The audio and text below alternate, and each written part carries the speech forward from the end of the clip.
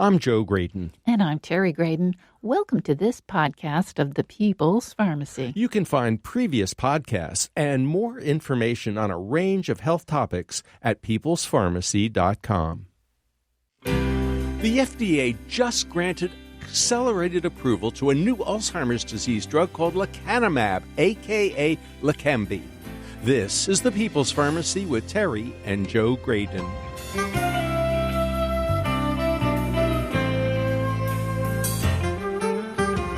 The new medications for Alzheimer's disease work by reducing the buildup of beta-amyloid plaque in the brain. This sticky protein has been blamed as the primary culprit behind Alzheimer's dementia. But are there other ways to think about this devastating condition? Our guest is a neuroscientist and a medicinal chemist who's been exploring alternate approaches to Alzheimer's disease. We'll explore the role of head trauma, toxic chemicals, and viruses in the etiology of dementia. Coming up on the People's Pharmacy, how can we think different about Alzheimer's disease?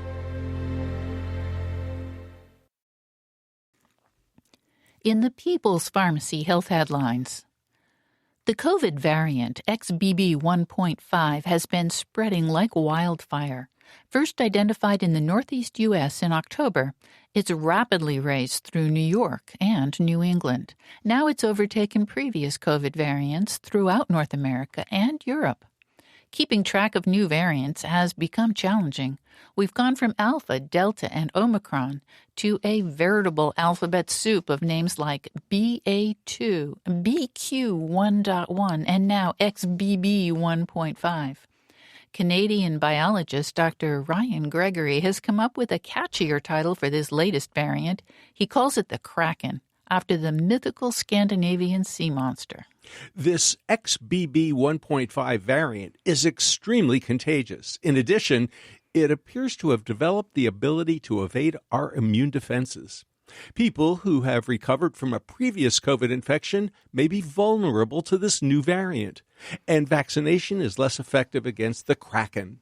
Monoclonal antibodies no longer work against this strain, although antiviral drugs such as Paxlovid and Lagevrio still appear effective. The best defense appears to be reducing transmission with masks, ventilation, and air filtration. Have you ever wondered whether a healthful diet makes a real difference? A study published in JAMA Internal Medicine shows that it does. The investigators analyzed the diets of more than 75,000 women in the Nurses' Health Study and 44,000 men in the Health Professionals Follow-Up Study. These longitudinal cohort studies offered detailed dietary data over more than 3.5 million person-years. Their eating patterns were analyzed to see how closely they approached the Healthy Eating Index, the alternate Mediterranean diet, the Healthful Plant-Based Diet Index, or the alternate Healthy Eating Index. People who scored well on any of these diets were less likely to die during the study. In addition, people following either the alternate Mediterranean diet or the alternate healthy eating pattern were less likely to die from a neurodegenerative disorder such as Parkinson or Alzheimer's disease. The researchers conclude that multiple healthy eating patterns can be tailored to individual tastes and will help us live longer, healthier lives. In contrast, fast food may be responsible for a troubling rise in fatty liver disease. The researchers analyzed data from people who participated in the National Health and Nutrition Examination Survey. They measured liver fat in 4,000 adults and queried them about their fast food consumption. More than half ate fast food at least occasionally. For 29%, fast food provided at least a fifth of their daily calories. These individuals were significantly more likely to have non-alcoholic fatty liver disease. This serious condition can lead to scarring, liver cancer, or liver failure. Hearing loss may be perceived as a minor annoyance, but a new study published in JAMA shows it's associated with dementia. Over 2,400 older citizens were assessed for hearing and cognition. Those with hearing loss were more likely to have a higher prevalence of dementia compared with people whose hearing is normal. Those using hearing aids were less likely to be diagnosed with dementia. The authors point out that 8% of dementia worldwide may be attributed to hearing loss. Given that there are no effective treatments for cognitive decline, addressing hearing loss would seem to be prudent public health policy. Finnish researchers have found that people who take vitamin D supplements appear less likely to develop melanoma, the most serious kind of skin cancer. They recruited nearly 500 people at high risk for skin cancer and asked them about their use of vitamin D. Blood tests showed that serum levels of the vitamin corresponded to people's reports of supplement use, never, occasional, or regular. Those who took vitamin D regularly were much less likely to have melanoma.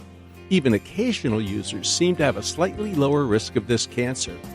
People in Finland can't get vitamin D from sun exposure for about half the year, so supplement use may be even more helpful at these northern latitudes. And that's the health news from the People's Pharmacy this week.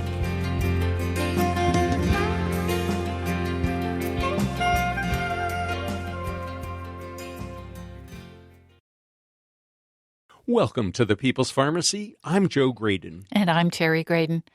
The Food and Drug Administration just gave accelerated approval to the Alzheimer drug lecanemab. The brand name will be Leqembi, and the annual price is projected at over $26,000. This medication helps remove beta-amyloid plaque from the brain. Researchers have focused on this risk factor almost exclusively over the last several decades. But is it the only way to conceptualize the development of dementia? To help us better understand this complex condition, we are talking today with Dr. Donald Weaver.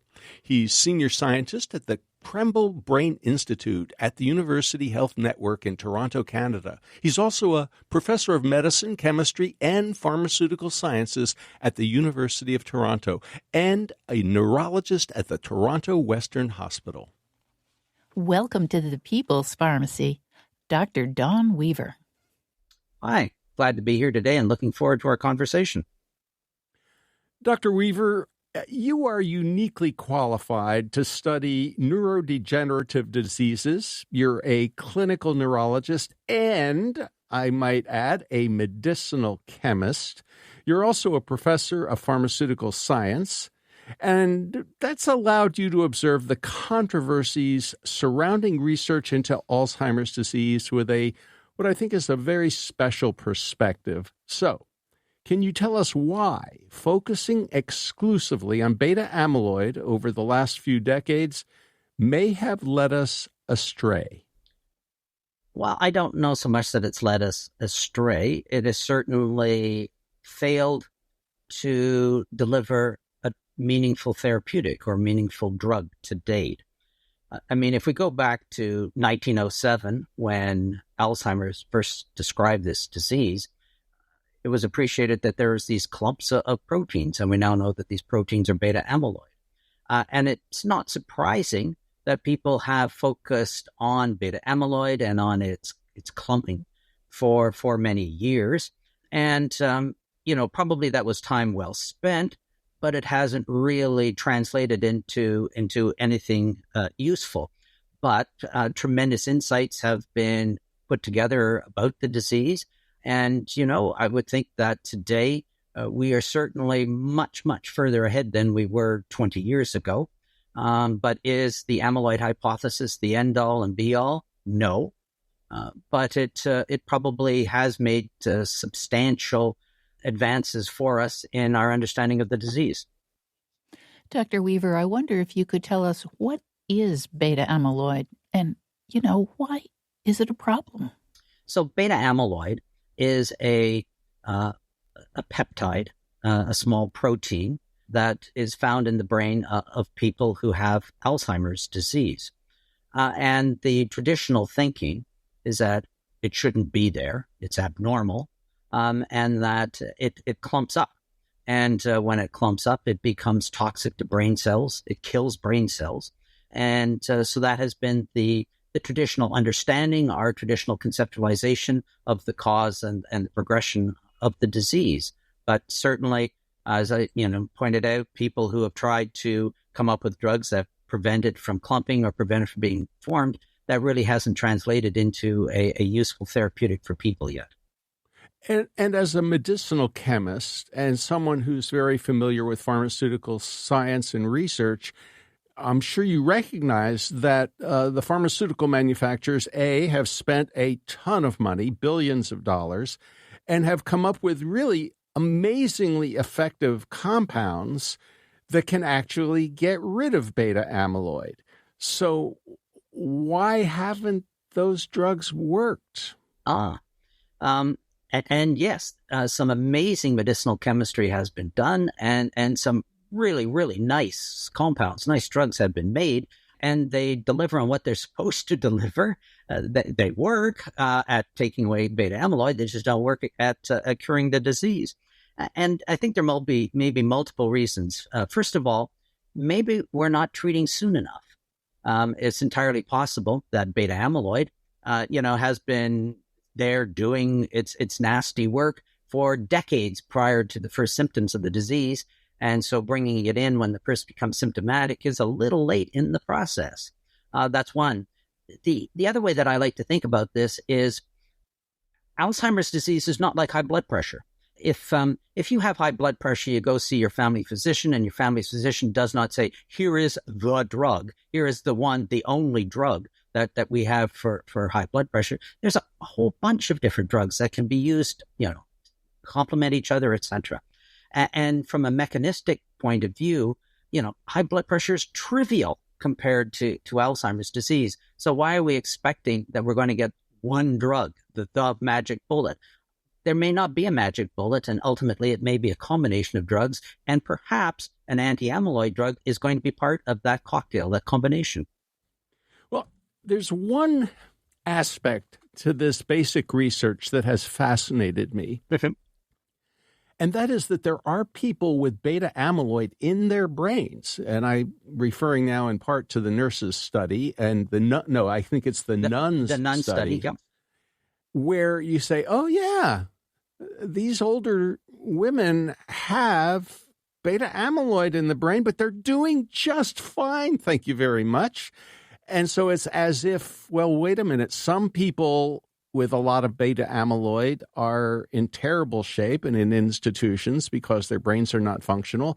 But there are some people who seem to have a fair amount of beta amyloid, but they're functioning reasonably well. Do we understand what that's about? That's a very good question.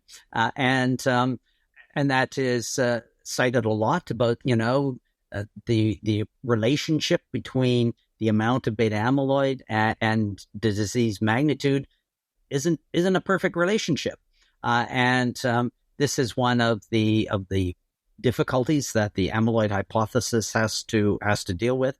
And, have I seen really convincing arguments about this? No, not really. But, the fact still remains that people with Alzheimer's disease do have an excessive burden of this. And, that's why historically and traditionally it's been the target. It's not a perfect target. There are holes in the story, as you quite rightly point out. Now, Dr. Weaver, we noticed that the FDA actually approved this past year a drug for Alzheimer's disease, a drug called aducanumab. And that drug is designed to take beta amyloid out of the brain. I think it does that. Mm-hmm.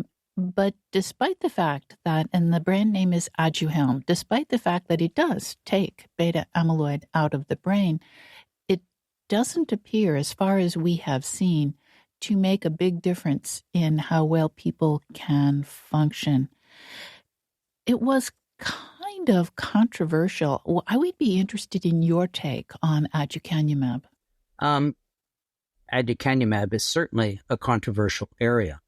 It's a biologic, and meaning it's a big molecule, and it does as it is supposed to. It cleans up beta amyloid out of the brain, and the issue here is beta amyloid really the cause of Alzheimer's disease? I think that if the agent was started early enough, it would be an interesting study to see if people actually did get better on this particular agent. But we are dealing, of course, with the problem that it has to be started very early in the course of the disease, and maybe before the person even has symptoms for it to work. And of course, the other, I'll call it Achilles heel, perhaps associated with the use of aducanumab, is its toxicity. There is toxicities associated with its use. And so, if you're talking about putting an individual on a drug which may or may not work, and you should take it before you even have symptoms of disease, and, oh, by the way, it has a lot of side effects associated with it, there's a lot of ifs in that about moving forward with this in a comfortable sort of way. It's not like it's a completely harmless agent that you can take and experience no side effects. And so, just as in the whole area of Alzheimer's, there's controversy about aducanumab. There are, camp of neurologists out there who go, give it a chance.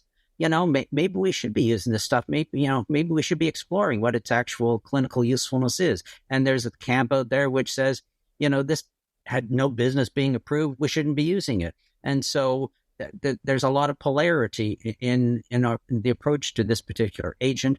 But, it's safe to say it's not the wonder drug, and it's not the cure.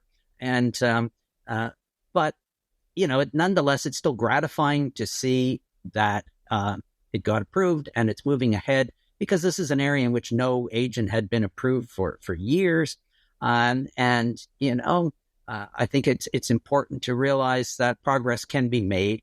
So it's not the wonder drug, but I'm glad to see that it's out there. Could you tell us a bit more about those side effects, please? Certainly we don't use aducanumab up here, but the main one has been that, a percentage of people can get some swelling of the brain associated with this. Like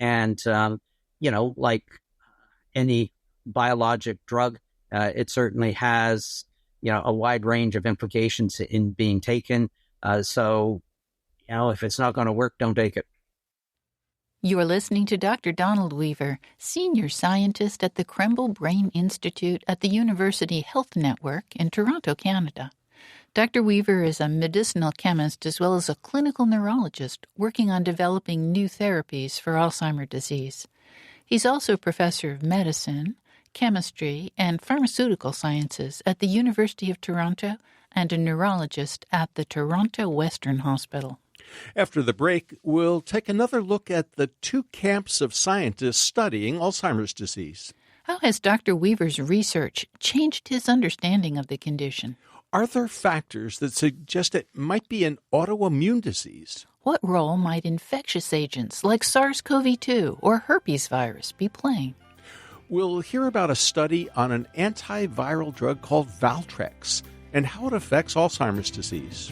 What's the possible impact of viral reactivation? Dr. Weaver explains how beta amyloid could be trying to fight off infections and why it might turn against us.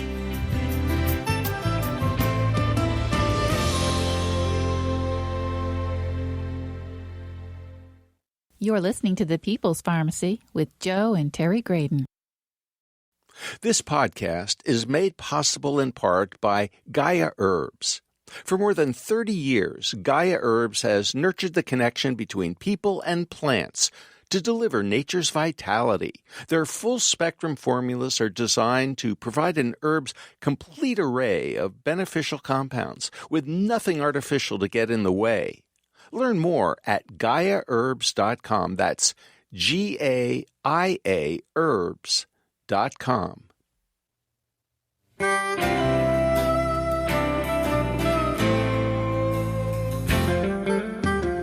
Welcome back to The People's Pharmacy. I'm Terry Graydon.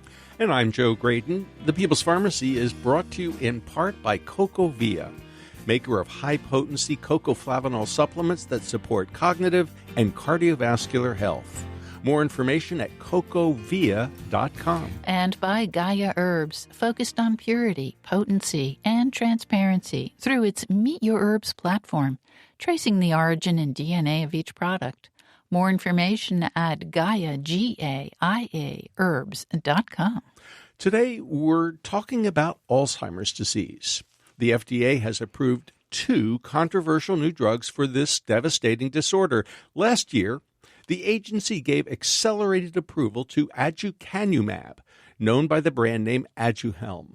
Last week, the FDA also granted accelerated approval to a similar drug, lecanemab. It will be sold as Leqembi. Both medications work by reducing beta amyloid plaque in the brain, but it's not clear how much they will actually help patients with things like memory or activities of daily living. Our guest today is Dr. Donald Weaver, Senior Scientist at the Crumble Brain Institute at the University Health Network in Toronto, Canada. Dr. Weaver is a medicinal chemist as well as a clinical neurologist working on developing new therapies for Alzheimer's disease. He's also professor of medicine, chemistry, and pharmaceutical sciences at the University of Toronto and a neurologist at the Toronto Western Hospital. Dr. Weaver, it seems as if there are, it's unfair to call it 2 camps, but for the last decade or so, there has been the group that has really entrenched itself in the beta amyloid theory, and they're hanging on for dear life, and maybe at some point they'll be proven right. But there's a whole bunch of other neuroscientists who are saying, well, wait a minute, there may be other factors involved in the development of Alzheimer's disease. Your laboratory and is it pronounced Crumble Brain Institute at the University Health Network in Toronto? Yes. It's come up with an alternate theory of Alzheimer's disease. I wonder if you could tell us a bit about that. Certainly. As I mentioned earlier, people have traditionally thought of beta amyloid as a peptide, a small protein that's not supposed to be in the brain, that's abnormal, and it shouldn't be there. And I think the first point I want to make out about our thinking is that we think that beta amyloid should be in the brain and that it is a normal part of your immune system within the brain. And so that does represent a slightly different thinking about beta amyloid. The next issue is there are a lot of different risk factors for Alzheimer's disease. We hear about repetitive head trauma. There is the British study about dental infections. There's studies about exposure to air pollution. And, you look and you go, wow, there's a whole lot of different risk factors. What's a common thread that sort of weaves between all these different risk factors and really enables us to come up with a unifying sort of understanding? And that's the immune system. Certainly, if you hit your head, the immune system is there to try to repair things. If you have an infection, the immune system is there to try to deal with it. So if we're trying to understand this really diverse and wide-ranging collection of risk factors, the immune system starts to, come in as a unifying sort of explanation. And this then fits in nicely with the possibility that beta amyloid is in fact part of our normal immune system. So we did some large-scale computer simulations where we took beta amyloid and modeled it sitting above a model brain cell membrane, and it sort of latches on, and the beta amyloid wiggles itself through the membrane and punctures it, killing the brain cell. That is exactly how peptides from the immune system kill bacteria. And so you're sitting going, oh, look at that. That's neat. It really is behaving like a peptide in the immune system. And so when various factors, like head trauma, like exposure to pollution and whatnot occurs, beta amyloid is produced normally as part of the immune system. But oops, unfortunately, beta amyloid can't tell bacteria from brain cells, and it starts to kill brain cells. And that's where we got this notion that it was an autoimmune disease, because beta amyloid, functioning as part of the immune system, mistakenly looks at brain cells as somehow foreign and attacks them. Are there any other aspects that lead you to think it's an autoimmune disease? And if so, are there approaches to autoimmune diseases that might be effective against Alzheimer? Yeah, good question. I get that question a lot lately. And so the first thing I think I want to point out here is that the immune system response has usually got two phases. The first phase is called the innate immune response, and the second is called the adaptive. The innate is the first pass immune when you have a bacteria in you or something, and it's a fairly crude, non-specific sort of attack. And it's the second one, the adaptive immune system, which gives the focus, the exact pinpointing what the attacking agent is and dealing with it. So traditional autoimmune diseases, which we tend to see more so in the world of rheumatology, diseases like rheumatoid arthritis or systemic lupus erythematosus, they are autoimmune diseases of adaptive immunity, meaning that they're autoantibodies. In our belief, this is an autoimmune disease of innate immunity, the first type or the first phase of immunity. And so in answer to the question about, spillover of therapeutics, if we look at drugs that are currently used for autoimmune diseases, particularly the rheumatological ones, no, they're not going to work for Alzheimer's disease in accord with our model. However, what they do is point in a direction for developing drugs. So, if you come in with a flare of your rheumatoid arthritis or a flare of your lupus, it's not unusual that the physicians will give you steroids to suppress it. Well, steroids are, of course, part of you. They're endogenous to you. They're normally found within you. And so that means that the immune system really has a whole bunch of checks and balances within the body that try to deal with it. And so if we're dealing with autoimmune diseases like rheumatoid arthritis, a molecule that normally occurs within us, steroids, can be used to manipulate it. So our thinking was, there must be the same thing. There must be the same thing for innate immunity. What are the molecules that normally occur within our brain that help us to damp down and control innate immunity and regulate it? So we screened approximately 1,200 molecules in the brain to see which ones might have some ability to control innate immunity in the brain. And we found a number of small molecules related to tryptophan, an amino acid in the brain, certainly have the ability to dampen down the innate immune system of the brain. And so we're thinking that this may be an initial insight that could certainly open the door to new therapeutic approaches to Alzheimer's. Dr. Weaver, I'd like to go back to the infectious agents for a moment, if I might, and talk a bit about COVID. Yep. Because one of the aspects of long COVID, or whatever you want to call it, post-COVID syndrome, is what we have referred to as brain fog. Yep. And there are a lot of people who say, my brain is not working the way it used to pre-COVID. And it also takes me back decades to a pathologist in the Northwest United States who was arguing that herpes infections that literally cause, cold sores on the lip, they hang out in the brain. Herpes simplex 1 yes. In the basal ganglia. And they migrate down. And he said, but, as a neuropathologist, I'm seeing the possibility of damage from the herpes virus migrating up into the brain itself and causing damage. And there are a couple of Harvard neuroscientists who have also pointed at herpes-type viruses.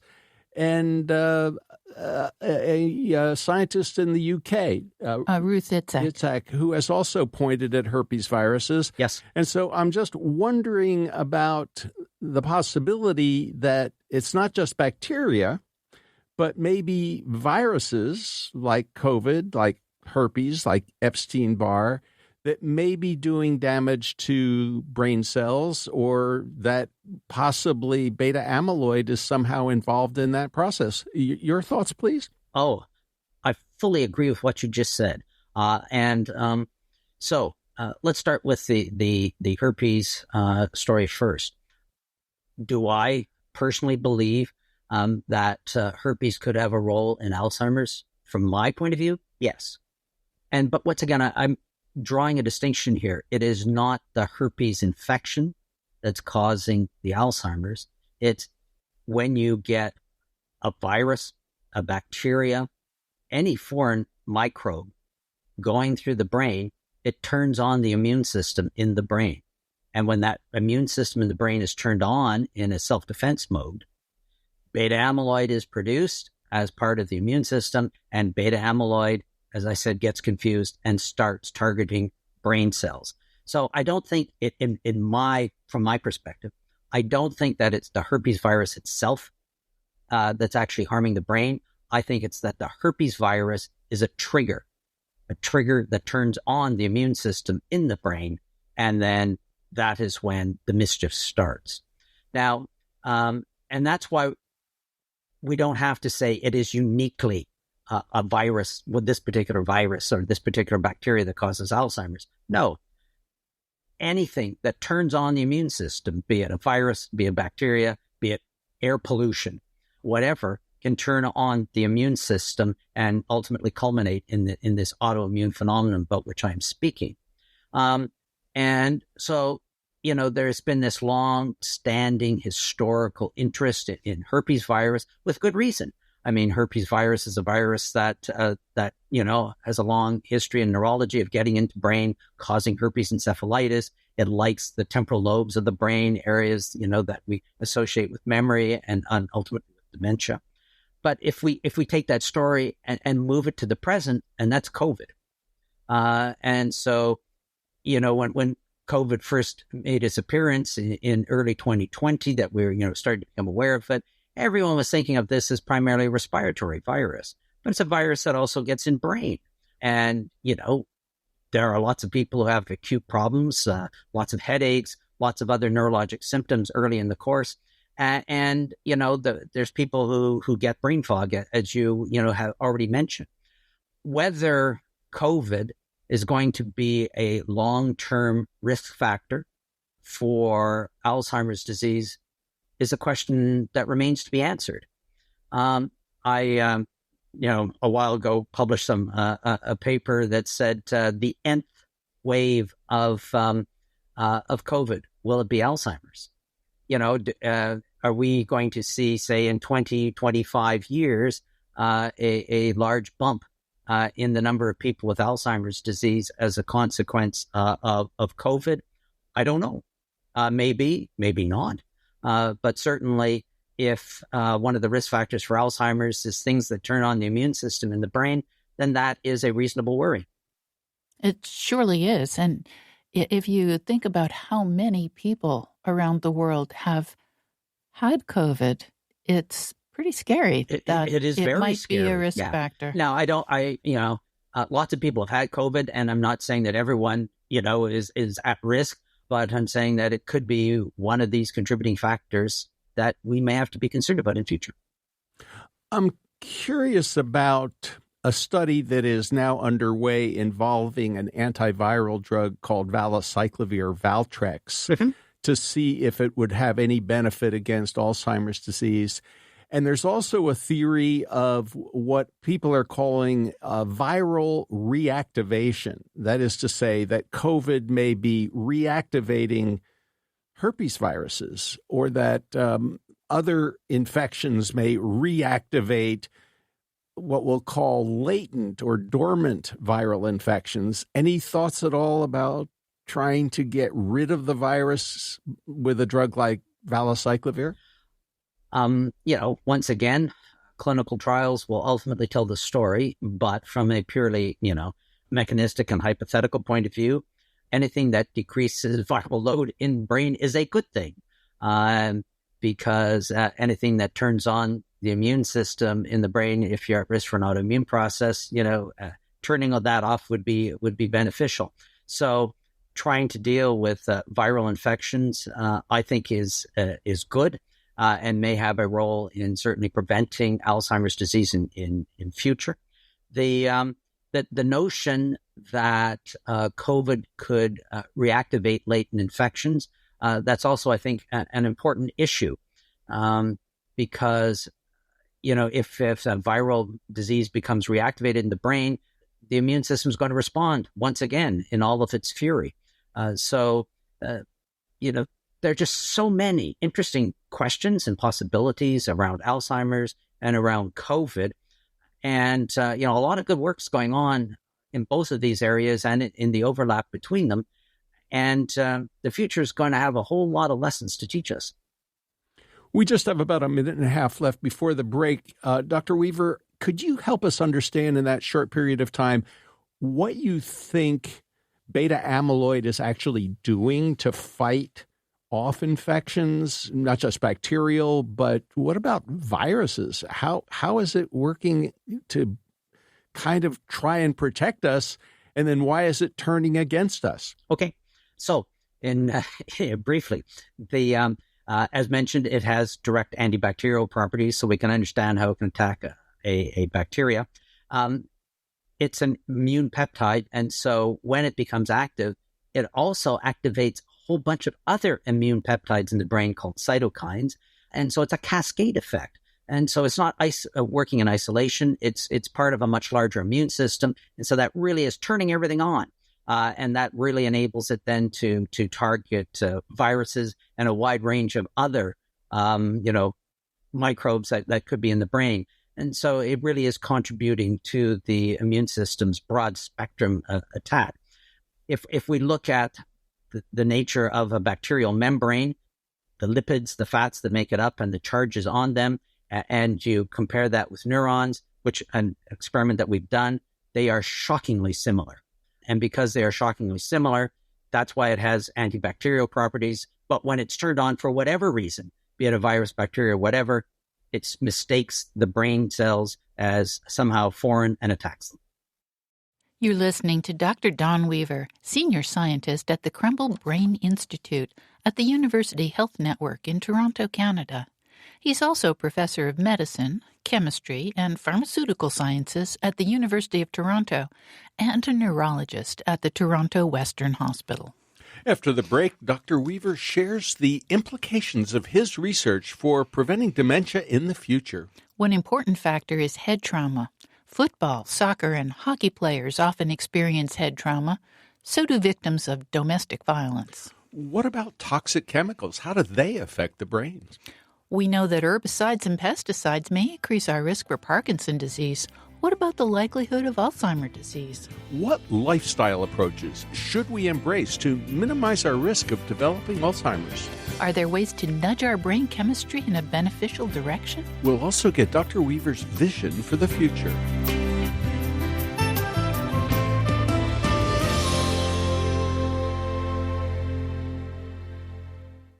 You're listening to The People's Pharmacy with Joe and Terry Graydon. This podcast is made possible in part by CocoVia, maker of high-potency cocoflavanol supplements. Cocoflavanols are among the most well-studied plant-based nutrients, backed by 20 years of scientific research. CocoVia Cardio Health is available in capsules or powder, providing 500 milligrams of cocoflavanols daily. This supports better blood flow and vascular performance. CocoVia also offers Memory Plus, a supplement with 750 milligrams of cocoflavanols. This product is backed by 4 different clinical studies demonstrating significant improvement in several aspects of memory. CocoVia Flavanols offer you all the benefits of chocolate without the sugar. Get 15% off your order by using the discount code PEOPLES15. That discount code, PEOPLES15.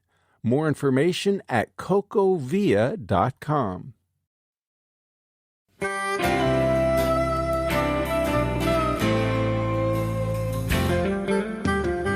Welcome back to the People's Pharmacy. I'm Joe Graydon. And I'm Terry Graydon. The People's Pharmacy is brought to you in part by CocoVia, offering its cardio health product with 500 milligrams of cocoflavanols in powder and capsule form. More information at cocovia.com. And by Gaia Herbs. Their formulas are designed to provide an herb's complete array of beneficial compounds with nothing artificial. More information at Gaia, Gaia, herbs.com. Do we need to reconsider our understanding of Alzheimer's disease and its causes? We know that head trauma can increase the risk for dementia. What about exposure to toxic chemicals? What other lifestyle factors could be relevant? Our guest today is Dr. Donald Weaver. He is senior scientist at the Krembil Brain Institute at the University Health Network, Toronto, Canada. He's a professor of medicine, chemistry, and pharmaceutical sciences at the University of Toronto and a neurologist at the Toronto Western Hospital. Dr. Weaver, we want to ask about the implications of your research for possibly helping people in the future. And I will say that I have a personal interest in this because my mother, who is 96 years old, soon to be 97, has dementia. And I would really prefer to find something I can do over the next 20 years before I am 96 and 97 that would prevent that. So do tell us how you see the work that you are doing currently working itself out to offer those of us who aren't yet demented some hope. Okay. So the two huge stumbling blocks that we have from a clinical perspective in Alzheimer's is not only therapeutics, but also diagnostics. It's not like, over the last 20 years, we've had a blood test that we can measure your serum Alzheimer's factor and say, oops, you got it. We don't, and we're still playing around with spelling the word world backwards and other things, that we've been doing for years. Although, in truth, there are some advances being made in diagnostics. So, you mentioned, what can I do? It would be nice if we had improved diagnostics as well as therapeutics. So if we go to our work, which is in Alzheimer's as an autoimmune disease, and, that's just one of the new approaches out there. There's lots of people with other ideas. And I think all of this is exciting because it's just opening the door for multiple new approaches and multiple new therapies. But, if we start to think, well, maybe this is an autoimmune disease and maybe it's somehow regulated by the metabolism of tryptophan in the brain, this opens two doors. The first door it opens is new diagnostics. Should we be measuring blood levels of tryptophan factors, blood levels of inflammatory factors, things like this? That's a very interesting question, something that we hope to get into in the near future. But I think that this will be important because, Alzheimer's may not be one disease. It may be multiple diseases that we're just not yet smart enough to differentiate between the two. And having blood tests that let us measure different factors in different areas may let us really break it down into subtypes and come up with individualized therapies. So that's from the diagnostic perspective. From the therapeutic perspective, then what are factors already in our brain which help us to regulate the immune system in our brain, and can we commandeer them? Can we take them over? Can we manipulate them for our own benefit? And that's what we're thinking of. That's what we hope to do with trying to manipulate tryptophan metabolism in the brain, is to change various tryptophan-like chemicals in the brain, and in doing so, modify the innate immune system in the brain in a way that this autoimmune phenomenon to which I'm referring becomes controlled. Dr. Weaver, it seems to me that we understand a bit about what might be problematic. You mentioned earlier that head trauma, and I'm thinking about football players. Yes, or hockey players. In the U.S., of course, we refer to football as a little different than folks in the U.K. and perhaps in Canada, where where playing soccer is a really favorite sport. Heading the ball, but also involving head trauma. Also involving heading the ball. Yep. And then, of course, as you mentioned, there's hockey, which is a pretty rough sport. Yep. And I'm also thinking about chemicals. Yes. You mentioned that the possibility of other toxicities, and, we are exposed to a number of chemicals in our environment. And so I'm wondering, in the field of prevention, it seems like protecting the brain from nasty things and trauma might make sense, but changing sports and the way people play hockey or the way people play football, that's going to be very challenging. You only have one brain, and your brain is what makes you you. And so, being a neurologist, your brain is sacred anatomical territory. You got to protect it. And, when I see professional athletes having multiple concussions, whoa, you sort of wince and go, you don't like to see that. Getting a therapy for Alzheimer's has been challenging, and it's going to be challenging. And even when we get them, they're not going to be perfect. And, most of the time they're not going to start until after you've already had some symptoms, meaning you've already got some losses. So, the best offense is a good defense. Don't get Alzheimer's in the first place. And, you can help yourself a little bit by minimizing the risk factors. And so, avoiding head trauma, I think, is very important. And, as you also pointed out, exposure to air pollution. I find that a difficult one to deal with because, people go, air pollution's bad. Well, air pollution is bad, but there are so many different types of air pollution. If you're looking at air pollution in Paris versus Beijing versus Los Angeles, those are three different cities with three different air pollutions. And we really do need to work out what are the particular constituents of air pollution that make one perhaps worse than the other, so that policy can be made, to try to deal with the actual harmful constituents within it. And just while I'm on this particular topic, I'm going to venture over into an area that I feel strongly about, and that is head trauma in domestic violence. We always talk about the football players and the soccer players and the hockey players. Yeah, but domestic violence is a huge issue, around the world. And there are individuals sustaining head trauma all the time from domestic violence, which may be, in my opinion, predisposing them to things like Alzheimer's disease and dementia. And this is another area that I think we are neglecting. And it's an area in which I think public policy could be made, to better understand this. Because, really, we got to protect the brains. We got to minimize the risk factors. We have to do our best to avoid getting Alzheimer's. It certainly is an important area, and I really want to thank you for bringing it forward. I also want to thank you for that because I think, as you've mentioned, it hasn't been dealt with as forthrightly as it should be. I do want to add those chemicals. You, as a neurologist, know a lot more than most of us about Parkinson's disease. Mm-hmm.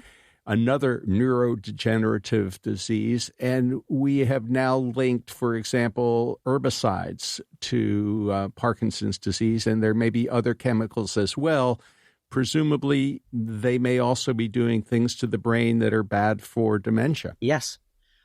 Parkinson's disease, has traditionally been thought of as a movement disorder, but certainly, a significant number of individuals who have Parkinson's disease also have cognitive involvement, and there is a dementia which sometimes accompanies Parkinson's disease. And so, there's this wide range of neurodegenerative diseases, and Alzheimer's is not there by itself. And lessons learned from one disease are applicable to another. So I think that, if a major advance is made in Parkinson's disease and its understanding, the people who do Alzheimer's should be looking at that, going, what lessons are there in this discovery for me and for the disease that I'm focusing on? The understanding of the role of neurotoxic chemicals, I think, is better understood in Parkinson's disease than it is in Alzheimer's. in that particular area, Parkinson's disease is ahead of Alzheimer's disease. And it's an area that I think needs greater focus in the world of Alzheimer's. Of course, what we all want is prevention. Mm-hmm. And you've suggested that avoiding brain trauma would be one thing. But what about exercise? Of all of the quote unquote preventive measures that have been floated, it seems like the research on exercise is the strongest. Why do you think exercise is beneficial in either preventing or dealing with early Alzheimer's? Okay. There is an overlap between vascular factors and Alzheimer's disease. So that, pure people with pure Alzheimer's disease, are not as common, say, as people who have a mix of vascular dementia and Alzheimer's dementia. The two frequently coexist. And certainly, if there are vascular factors with some brain cells getting injured, that turns on the immune system again. We bring in the immune system story again. And so having a healthy vascular system to your brain, healthy arteries to the brain is good. And so exercise is important. Exercise keeps body mass down. It helps keep your arteries clean. And this is another, substantially important thing that one can do to try to minimize the risk for Alzheimer's. Are there any other lifestyle approaches that we should all be embracing to try to minimize our risk for developing Alzheimer's disease? Preventive approaches that we can be doing now in our lives? Yeah, certainly. So I've already mentioned, as part of the, area around diet is body weight. Obesity is a risk factor, so trying to control your weight. Alcohol, excessive alcohol consumption is a risk factor for dementia and Alzheimer's disease. So alcohol in moderation is also quite important. Hearing, and here, you can go, well, how does that work into your immune system? It doesn't. And so just like there's holes in the amyloid hypothesis, there's holes in the autoimmune perhaps, but it's recognized that hearing impairment somehow can lead to the increased likelihood of having Alzheimer's disease, so that if you're hearing impaired, getting that corrected is important. Another area that I find particularly interesting, and I'm trying to wrap my head around, is the protective role of multilingualism. And so certainly, it is appreciated that people who are fluent in multiple languages seem to have a cognitive protective factor ongoing here. And so, being multilingual as early as you can in life is probably also a protective factor. So there's a large number of these. And I really think that, of course, the old sort of motherhood ones of, don't overeat, don't get fat, not too much fat, don't smoke and don't drink, are good for you in general and good for your brain in particular. What about tryptophan? You've mentioned that a couple of times. I know that people can buy 5-hydroxytryptophan over the counter to presumably have an impact on serotonin levels. There's a lot of people taking melatonin at night to try and get a good night's sleep. Is there any way of manipulating our brain neurochemistry that might be positive and not perhaps negative? Well, that's a very good question. I think that it's too early for me to give a definitive statement on that. I mean, am I taking tryptophan every day? No. Do I fully, 100% understand tryptophan metabolism and how it's really interacting with Alzheimer's? Not yet. That is something that we are working on every day. I would like to think that, in the not too distant future, we'll have some different ways of manipulating it. But right now, it's too early for me to comment on whether or not people should or should not be taking tryptophan. I just don't know. One of the great disappointments seems to be that the funders have put all of their chips, or at least the great majority of them, on the beta amyloid theory. Yep. And you've been emphasizing the multiple new approaches, the idea of autoimmunity in the brain. And I'm wondering, why do you think so many researchers and pharmaceutical companies have been cautious and reluctant even to look beyond the beta amyloid plaque theory And what would you like to see for the future? Well, there's that old joke about the little boy who's looking for the lost coin under the light. And somebody asked what he's doing. He said, well, I lost, my quarter and I'm looking for it. They said, oh, did you lose it here? He said, no, I lost it down the street. But why are you looking here? He said, well, this is where the light is. I think that sort of mindset has been prevalent in Alzheimer's research for a long time, that everyone thought it was amyloid, so this is where we better be looking. This is where the light's shining. But the failure of the amyloid hypothesis to deliver, therapies has resulted in these new ideas. And the immune system's only one. There are people who say that maybe it's a disease of mitochondria, maybe it's a disease of membranes. I mean, it goes on. And there's lots of them. And this is good. This is wonderful because, Alzheimer's is in desperate need of thinking outside of amyloid's traditional thinking. And, it's time for the funders. It's time for people to support these various other ideas because we're all circling around. No one's hitting the target, but we're circling around it. And, it's going to take more research and more insights, but it's going to happen. It's there. The more different people taking different approaches, it can only be good. Dr. Don Weaver, thank you so much for talking with us on the People's Pharmacy today. Thank you. You've been listening to Dr. Donald Weaver, Senior Scientist at the Crumble Brain Institute at the University Health Network in Toronto, Canada. Dr. Weaver is a medicinal chemist as well as a clinical neurologist working on developing new therapies for Alzheimer's disease. He's also a professor of medicine, chemistry, and pharmaceutical sciences at the University of Toronto and a neurologist at Toronto Western Hospital.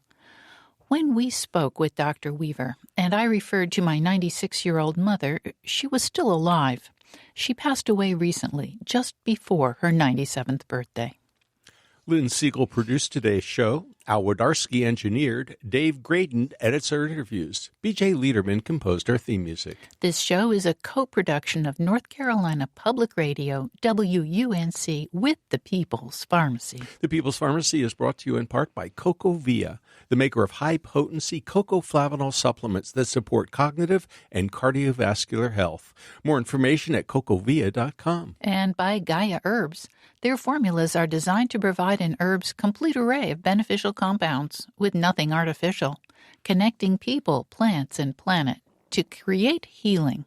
The herb of the month is milk thistle. More information at Gaia, Gaia herbs.com. Today's show is number 1326. You can find it online at peoplespharmacy.com. That's where you can share your comments to let us know what you think about today's show. You can email us, radio@peoplespharmacy.com. Our interviews are available through your favorite podcast provider. You'll find the show on our website on Monday morning. At peoplespharmacy.com, you can sign up for our free online newsletter to get the latest news about important health stories. By subscribing to our newsletter, you'll also have regular access to our weekly podcast and find out ahead of time which topics we'll be covering. In Durham, North Carolina, I'm Joe Graydon. And I'm Terry Graydon. Thank you for listening. Please join us again next week.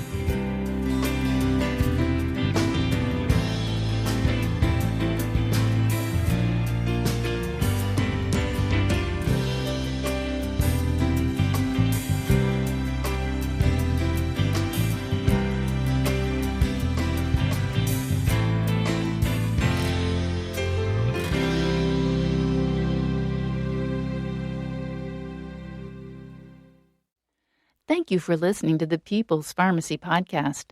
It's an honor and a pleasure to bring you our award-winning program week in and week out.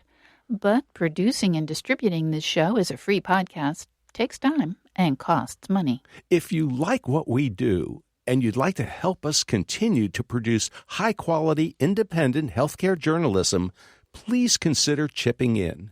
All you have to do is go to peoplespharmacy.com/donate. Whether it's just one time or a monthly donation, you can be part of the team that makes this show possible. Thank you for your continued loyalty and support. We couldn't make our show without you.